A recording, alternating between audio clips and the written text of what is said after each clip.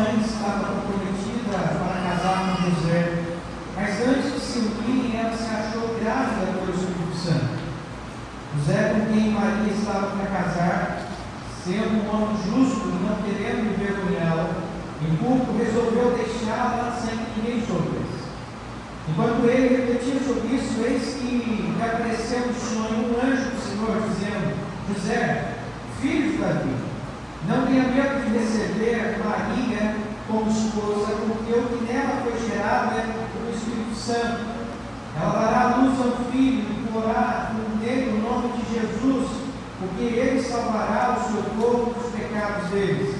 Ora, tudo isso aconteceu para se cumprir o que foi dito pelo Senhor por meio do profeta.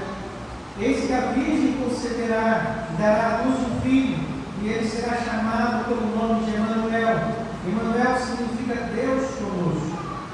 Quando José despertou do sono, fez como o anjo do Senhor lhe havia ordenado e recebeu Maria por esposa, porém não teve relações com ela enquanto ela não deu à luz o filho, a quem lhe pôs o nome de Jesus. O nascimento da esperança. O que você faria se você acordasse um dia e descobrisse que não haveria esperança? O que você faria se você fosse até a sua estante e pegasse as Escrituras e folheasse as Escrituras e nela não houvesse o Novo Testamento?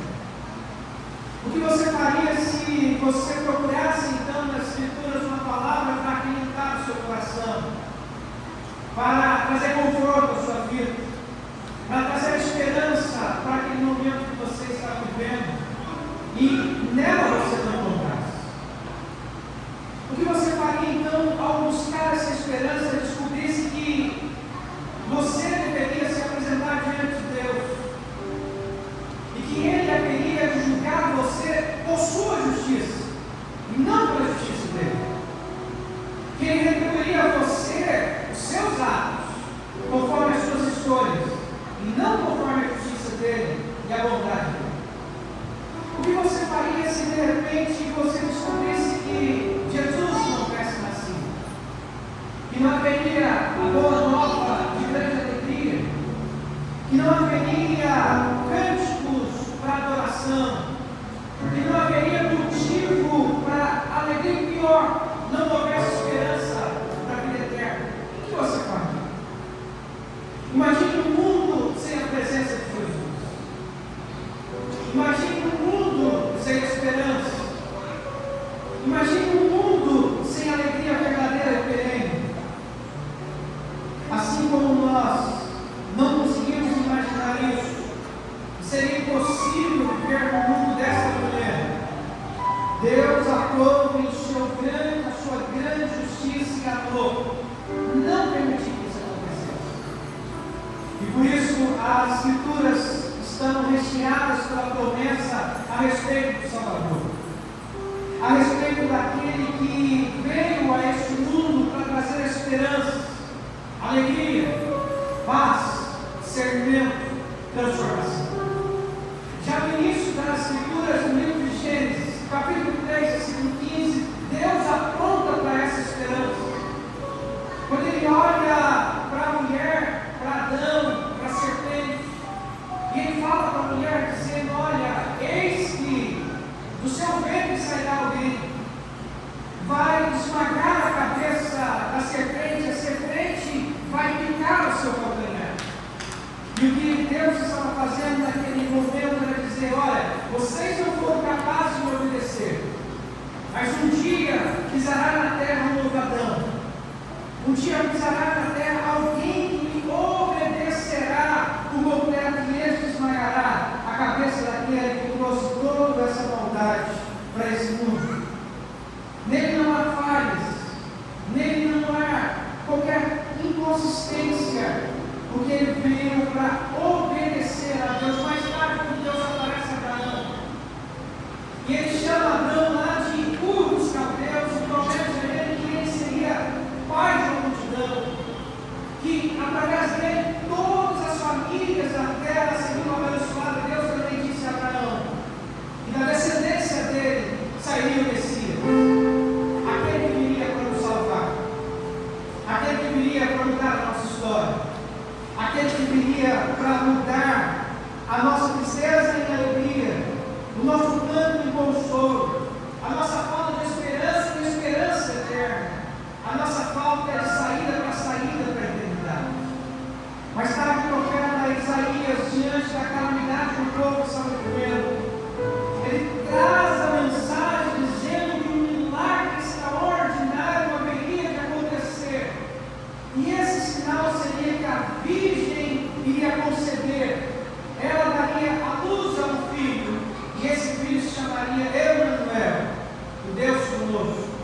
o Deus presente, o Deus que está aqui nessa noite, o Deus que caminha ao nosso lado. Seu nascimento não só marcaria todos os céus, como sua glória de nascimento seria a manifestação da glória de Deus. Ou seja, Deus deixa o céu de morar com os homens. Deus deixa o plano e firma a sua morada entre os homens. Deus ele demonstra que este filho seria maravilhoso, conselheiro, Deus forte, Pai da eternidade. Sobre os ombros dele estaria sobre o governo. Ele seria o Pai o príncipe da paz. Ele seria aquele que iria estabilizar em nossos corações essa esperança. E ele, para não deixar apartar dos nossos corações essa esperança, ele olha então para Belém através do profeta Oséias e diz: olha, Belém de Efrata, que é pequena demais para figurar um grupo de milhares de Judá.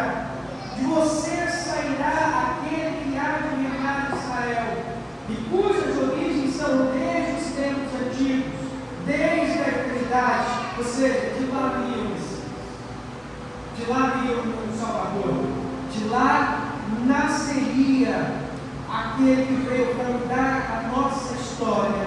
E por isso hoje nós podemos cantar o Salvador junto. Deus faz e Ele recebe a nossa vida.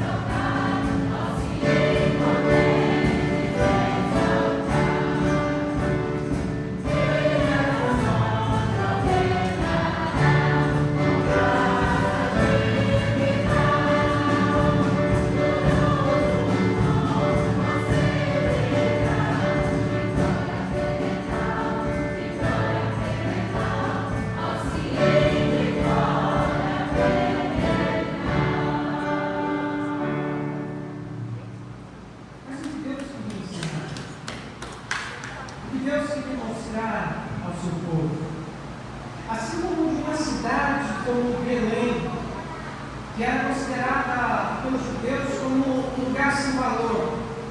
Ele queria ensinar a humanidade que ele usa as coisas pequenas, ordinárias desse mundo para manifestar o seu extraordinário.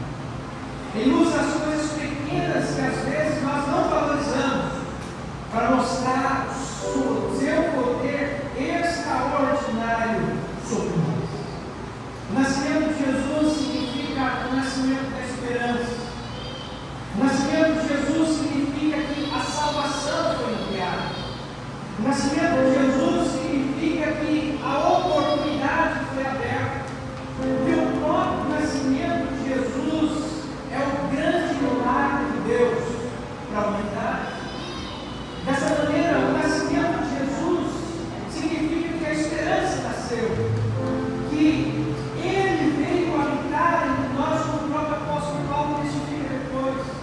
Filipenses capítulo 2, versos 5 em diante, ele diz que ele não existiu, ele existiu na forma de Deus, não considerou ser igual a Deus, mas antes esvaziou-se, assumindo a forma de servo, tornando-se semelhante aos seres humanos, e reconhecido em figura humana, ele se humilhou, tornou-se obediente até a morte, e a morte da cruz. Por isso também Deus o exaltou sobremaneira, e lhe deu o nome que está acima de todo nome, para que o nome de Jesus se dobre todo o joelho dos céus e da terra, debaixo da terra, e toda a língua confesse que Jesus Cristo é o Senhor, para a glória de Deus. Percebe isso mesmo de Paulo dessa mulher? O próprio evangelista de novo havia escrito, João capítulo 1, verso 1 a 5, no princípio era o verbo, e o verbo estava com Deus, e o verbo era Deus, e estava no princípio com Deus, todas as coisas foram feitas por Ele, e sem Ele nada do que se foi feito se fez. A vida estava nele, e a vida era a luz dos homens. A luz resplandece nas trevas, e as trevas não prevalecem contra ela. Mas o que disseram sobre ele?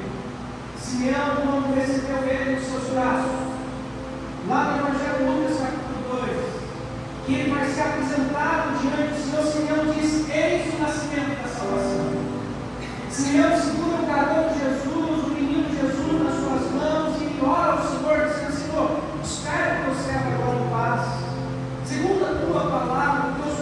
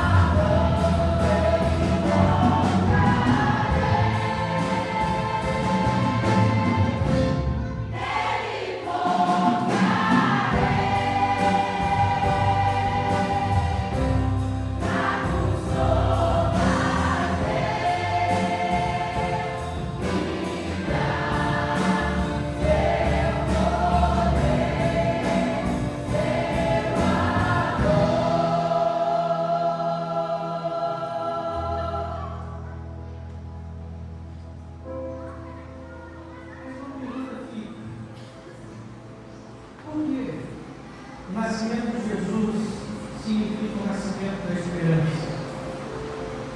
A palavra dele mesmo nos responde. Primeiro, porque ele é o Deus presente. Ele é o Emmanuel, o Deus conosco. Ele é aquele que deixou o seu trono para andar no meio dos homens. Ele é aquele que abriu mão da sua glória para estar no nosso meio.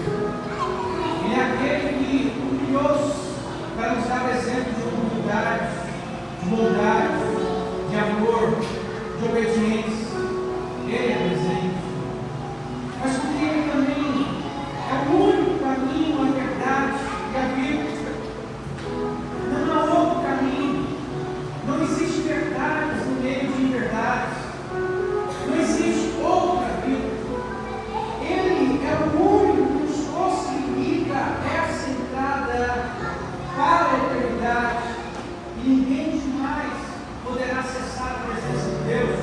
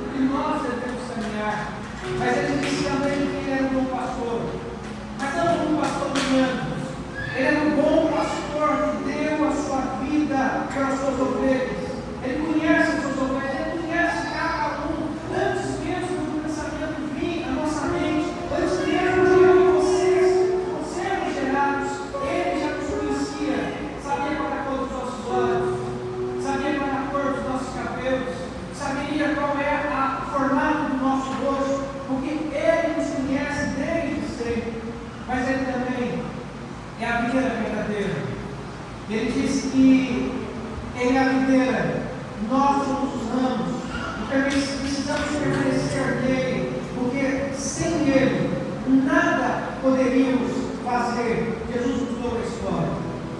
De maneira que hoje, quando nós olhamos para a história, é marcado antes dele e depois dele. Ele não é uma falácia dos homens, mas ele é a manifestação do próprio Deus no nosso meio.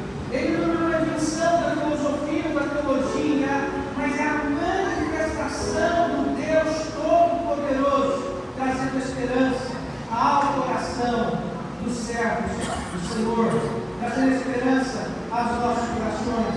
De maneira que, quando Mateus nos narra o seu nascimento, e ele faz pela pessoa antiga de José, e José estava prometido a Maria como seu esposo, e ela então é achada grávida sob uma ação sobrenatural, e o seu nascimento, o nascimento de Cristo seria virginal.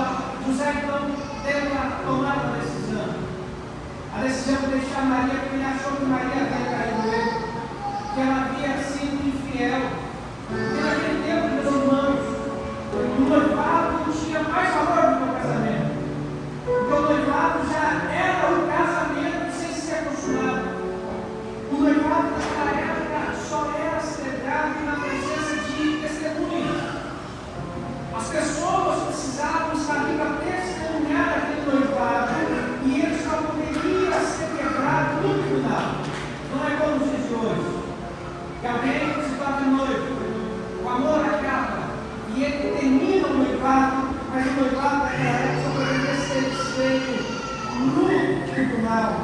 E diante dessa confusão que estava na cabeça de José, de achar que sua mulher, que ainda não havia se recebido, tinha sido infiel, Deus aparece a ele através do sonho e diz: José, filho de Davi, não temas receber Maria como sua esposa.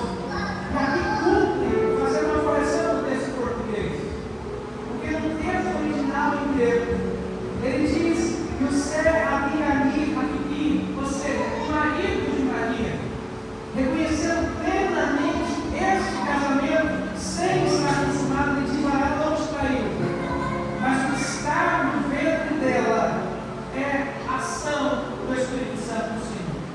Maria não havia comprado para José a visita do anjo. Ela tinha ido visitar a sua prima Isabel, que naquela época também acabara de ficar grávida agora de João Batista. E ao retornar, depois de 3 meses, não havia como esconder a gravidez. E o Senhor aparece para lembrar a José que ele estava para testemunhar algo grande, poderoso, a própria manifestação de Deus em carne, através daquilo que ele faria a Maria, e ela sabia.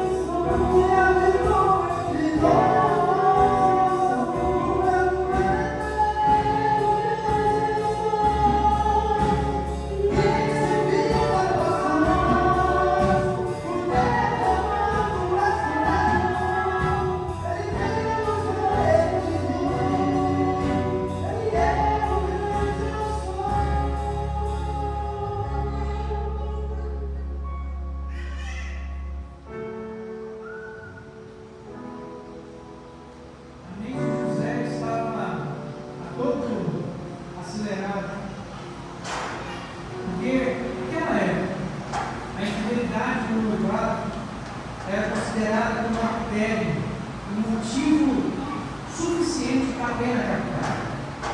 Não só o homem, mas a mulher deveriam ser castigados com a própria vida, com a morte, por apedrejamento, por causa da loucura que eles haviam cometido entre o povo. Amém? José nesse momento não estava todo, porque a gravidez dela se tornou agora um ativo para ele. Enquanto ele pensava o que ele poderia fazer, Deus, então olha do céu, aparece para ele e mostra que tudo aquilo que estava acontecendo havia um propósito santo. Por isso José não deveria rejeitar a Maria, mas deveria aceitá-la como o próprio anjo que aparece nela e diz: feliz é você entre todas as mulheres. O que estava no ventre dela não era fruto do pecado, mas fruto do Espírito Santo do Senhor. Deus intervém na história para mostrar a José o grande milagre que ele estava para presenciar. José agora se torna legalmente o pai de Jesus, com direito de dar a ele seu nome. Esse que escreveria a sua própria missão, descreveria o seu próprio chamado, descreveria a sua própria ordem do seu povo. Ele não seria o filho legítimo, mas o salvador do seu próprio povo. Jesus, esse que é a forma do hebraico Josué, que significa salvação. Muito antes, o salmista já tinha dito: é ele que redime Israel de todas as suas iniquidades. A arca da aliança era o símbolo dele. As festas de Israel, os sacrifícios feitos naquele tempo, tudo apontava para ele. O sábado era uma sombra dele. Ele é a realidade, ele é a consumação, ele nele converge todas as coisas, tanto no céu, quanto na terra, como naquela noite santa, em que os anjos aparecem e cantam ao Senhor e anunciando que o menino nasceu. Aquela foi uma noite espetacular, em que Deus demonstra o seu poder e opera o seu milagre, tornando aquela noite santa.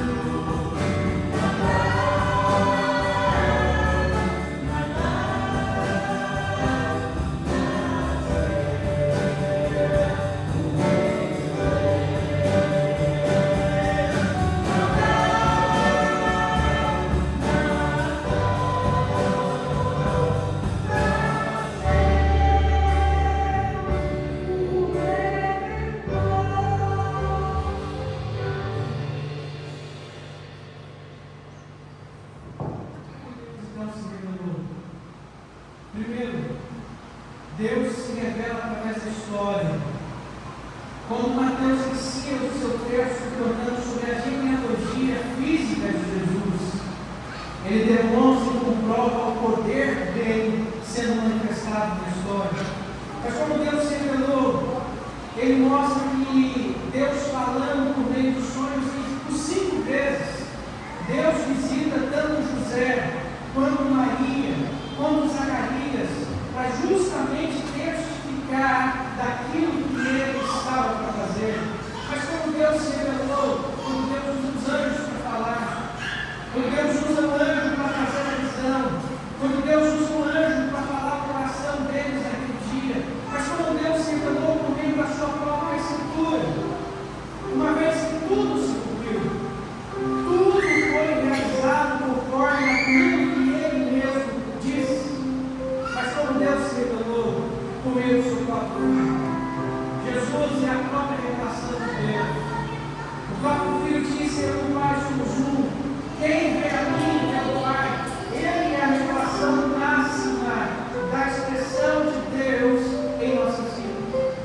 Aquela promessa de que a Virgem daria a luz deveria ser um fruto, deveria ser chamado de Emmanuel, o Deus conosco, não estava desrealizada, não era fruto apenas do amor de 2 jovens, mas a compensação da maior glória de Deus pela humanidade. É importante ressaltarmos que essa concretização dessa promessa muda toda a nossa história, porque agora há perdão, porque agora há esperança, porque agora há acesso, porque agora o próprio Deus habita em nosso meio, agora há perdão para os nossos pecados. Deus havia falado muitas vezes de diversas maneiras aos pais, aos profetas, até mesmo através da história, e agora Ele fala pessoalmente através do seu Filho aos nossos corações.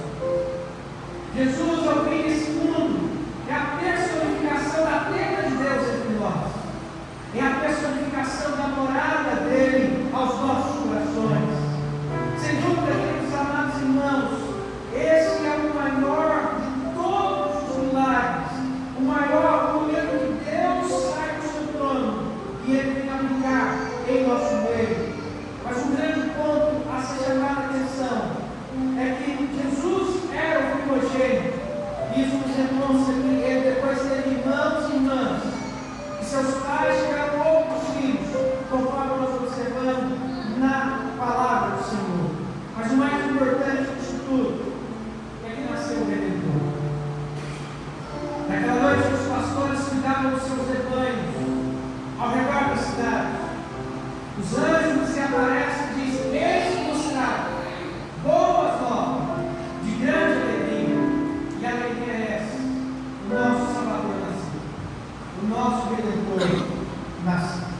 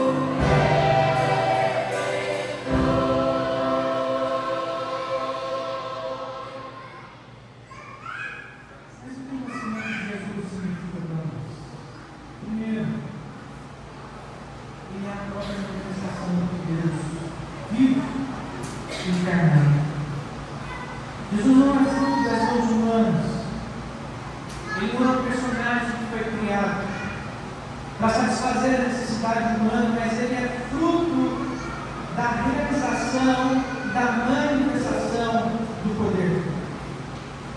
Jesus é a própria exegese de Deus. Jesus é a expressão mais pura do próprio Deus aos homens. Jesus é o Deus encarnado que veio habitar entre os homens, e o seu nascimento é fruto sobrenatural de Deus ao coração dos homens. Mas o nascimento de Jesus também é a comunicação do próprio Deus ao coração do homem. O Verbo vivo de Deus se encarnou. Antes do seu nascimento, aquela que era impossível se fez possível. Deus revelou ao homem de diversas maneiras, como ele falou através dos profetas, da palavra, pelos pais, e agora ele fala pelo próprio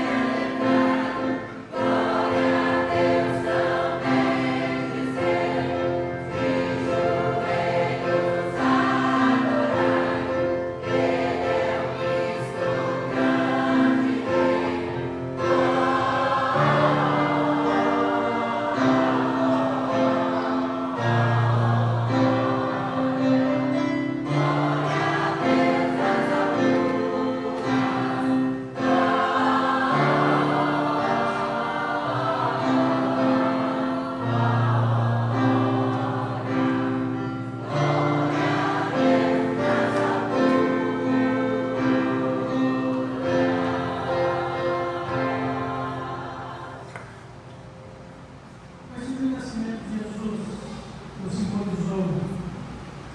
Ele nos prova que Deus trouxe o Filho dele para extirpar todo o medo do coração dele. Zacarias, ao receber a profecia de que ele seria pai, o pai de João Batista, ele temeu. José e Maria, diante dessa gravidez, temeram. Os pastores, naquele dia, que os anjos temeram. Mas o próprio Cristo veio a esse mundo para tirar de nós todo mundo. Talvez a mim ou você possa parecer que Deus se atrasou no caso de Zacarias e Isabel. Um casal de idosos, dar a luz